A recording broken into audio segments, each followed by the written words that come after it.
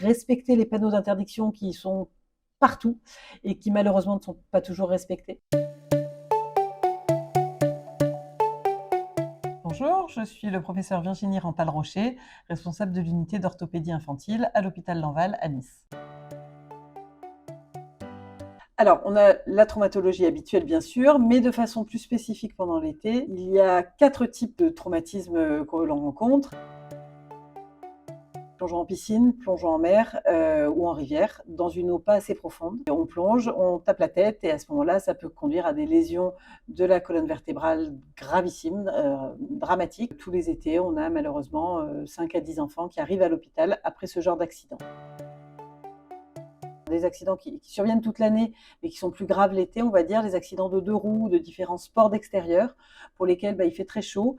On met plus les équipements adaptés parce qu'on a trop chaud, donc on va prendre son scooter en short et en claquettes. Et en fait, la chute à ce moment-là est beaucoup plus grave que quand on est équipé correctement, puisqu'évidemment, on a en plus de la traumatologie de la fracture, des lésions cutanées ou des parties molles qui sont très importantes et qui rendent beaucoup plus complexe la prise en charge de la fracture.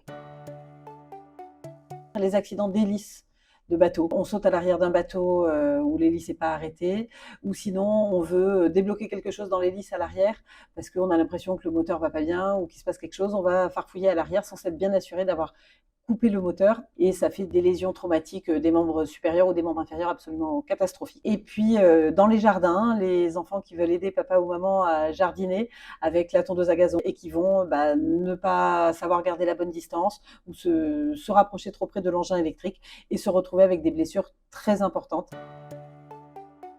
Pour ce qui est des plongeons, toujours s'assurer de là où on plonge, être sûr que la profondeur soit suffisante, respecter les panneaux d'interdiction qui sont partout et qui malheureusement ne sont pas toujours respectés. Pour ce qui est des autres types d'accidents, bien respecter les consignes de sécurité, donc porter les équipements adaptés, les casques, les protections de coudes, de genoux, et puis garder la bonne distance par rapport aux engins électriques quand on est dans le jardin, et toujours bien surveiller ses enfants et leur expliquer que tout, tout objet mal utilisé peut être dangereux et donc bien respecter les consignes de sécurité.